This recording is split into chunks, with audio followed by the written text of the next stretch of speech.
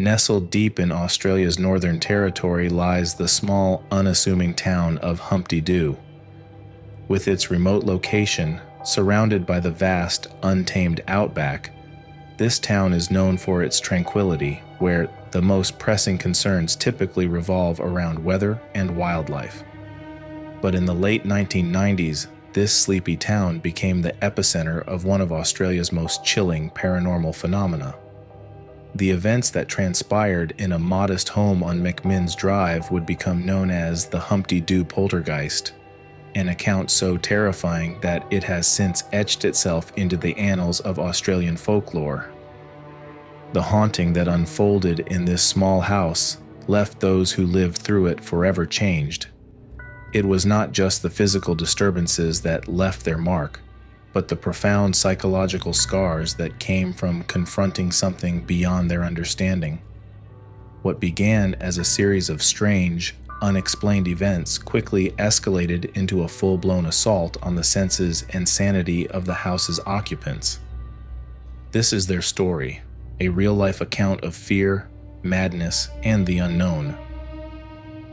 In August 1997, Jill Somerville, her partner Dave Clark, and their friend Doug Murphy moved into a rental property at 90 McMinn's Drive in Humpty Doo. The house, modest and tucked away in the bushland, offered them a fresh start, a place to enjoy the simplicity of life away from the city's chaos. For months, the trio lived peacefully, surrounded by the sounds of nature, the evenings filled with laughter and the promise of calm, undisturbed nights. But as the new year approached, their tranquil life began to shift, ever so slightly.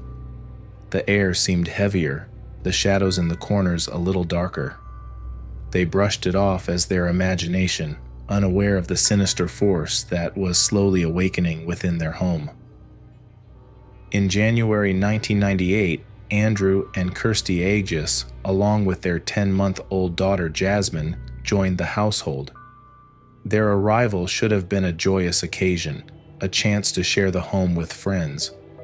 Instead, it marked the beginning of a horrifying descent into the unknown and a time filled with terror. It began innocently enough, as these things often do. A misplaced item, a door that creaked open on its own, the faint sound of something brushing against the walls late at night, things that could be easily dismissed in the light of day. But as days turned into weeks, these small disturbances grew more frequent, more intense. One evening, as the group sat in the living room, a glass bottle flew off the kitchen counter, shattering against the wall with a force that left them stunned. No one had touched it. The atmosphere in the room shifted, the air filled with a tension that hadn't been there moments before. They exchanged nervous glances, each silently questioning what they had just witnessed. But before they could speak, it happened again. This time, a knife, lying flat on the table, suddenly lifted and flew across the room, embedding itself into the far wall. The group was terrified. There was no explanation for what was happening. They began to feel as though they were being watched, a nervous and uneasy feeling whenever they entered certain rooms. But the most unsettling part was the feeling that whatever was in the house wasn't just trying to scare them, it was trying to hurt them. Then came the scratching. It started as a faint, almost imperceptible sound, like nails dragging across wood, but soon it grew louder, more insistent. The walls seemed to vibrate with the sound, as though something was trapped inside, desperate to get out. The occupants would press their ears to the walls, trying to locate the source, but all they could hear was the relentless scratching, coming from every direction at once.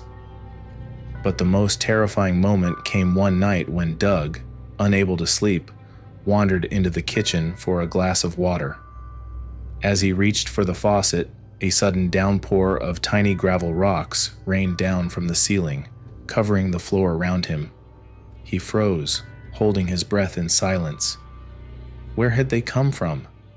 The house had no attic, no exposed beams, nothing that could explain the sudden appearance of the debris. Doug backed out of the room, his heart pounding, as the other occupants rushed in, their faces pale with fear. The tension in the house grew unbearable. Every night, the occupants would huddle together in the living room, too afraid to sleep, jumping at every creak and groan the house made. They felt trapped, hunted, as if the house itself had turned against them.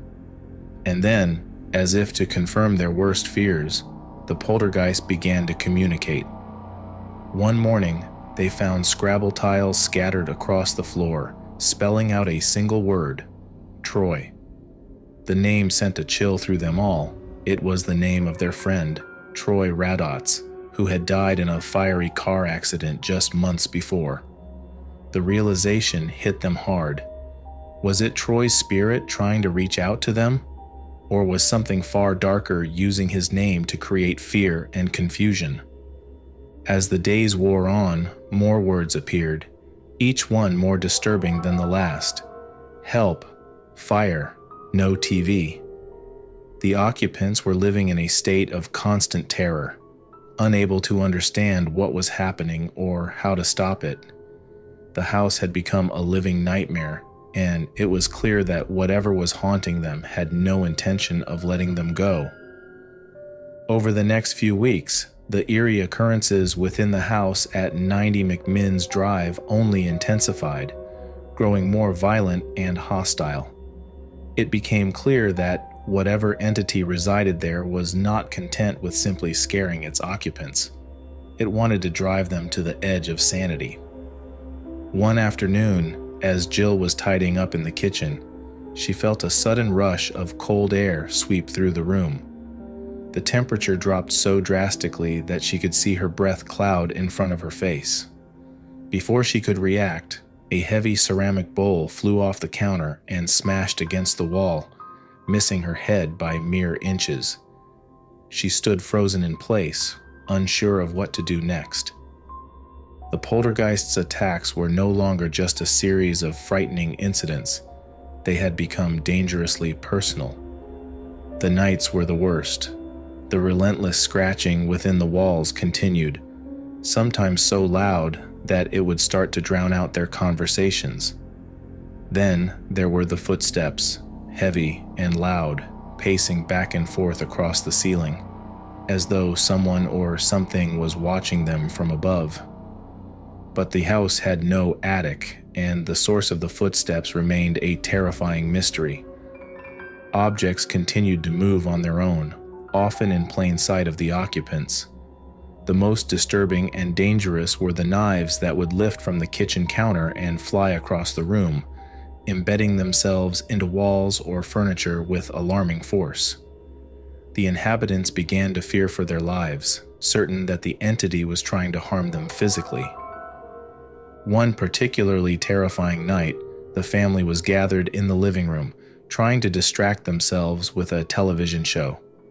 Suddenly, the screen flickered and the TV turned off on its own. Before anyone could react, the Scrabble tiles that had been sitting on a shelf were thrown across the room, clattering to the floor. As the family watched in horror, the tiles began to spell out another message: skin. Jill screamed, dropping to her knees to gather the tiles, as if by doing so, she could erase the message and the horror it brought. The room was heavy with an ominous atmosphere, the kind that seeps into your bones and settles there, a reminder that something evil was lurking, waiting. Desperate for answers, the occupants decided to reach out to the local clergy. They needed help, any help, to rid themselves of the dark force that had invaded their lives. But even the intervention of holy men would bring no peace to the tormented house on McMinn's Drive. The first priest to arrive was Father Stephen D'Souza, a local clergyman known for his calm demeanor and strong faith. The occupants welcomed him with a mix of hope and fear, praying that his presence would be enough to cleanse their home of the entity.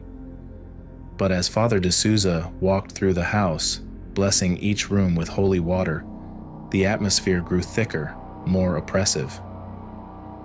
As the priest made his way to the kitchen, he heard a faint whisper, barely audible, as if it drifted through the air. He turned to face the source of the sound, only to see a knife lift off the counter and hurl itself across the room, straight toward him. For a moment, it seemed as though the blade would strike him, but it stopped mid-air, as if it had hit an invisible barrier, before clattering harmlessly to the floor. Shaken but undeterred, Father D'Souza completed the blessing and left, leaving behind a small crucifix, a Bible, and vials of holy water for the family to use. But instead of driving the entity away, the priest's visit seemed to anger it even more. The crucifix was found later, flung across the room, its form twisted and bent. The Bible, left open on the living room table, had pages torn out, pages that specifically referenced the casting out of demons. Frightened and with no other recourse, the family called upon another priest, Father Tom English, who was known for his experience with such matters. Father English visited the house multiple times, each visit more harrowing than the last. During his final visit, the poltergeist's wrath reached its peak. As the priest recited prayers, objects were thrown violently around the room and an overpowering stench filled the air, a sulfuric, rotting smell that turned their stomachs. Father English left the house in a hurry, leaving behind more holy objects in a desperate attempt to protect the family. But the poltergeist would not be so easily deterred.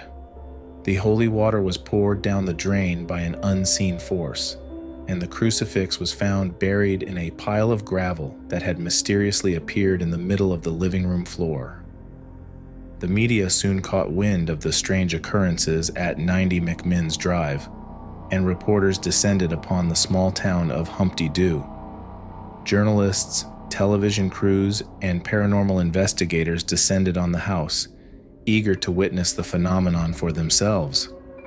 The residents, though exhausted and terrified, allowed the media into their home, hoping that someone might be able to offer a solution. Cameras were set up in every room, capturing the eerie events as they unfolded in real time. The footage was broadcast across Australia, captivating the nation and turning the small house on McMinn's Drive into a focal point of paranormal speculation.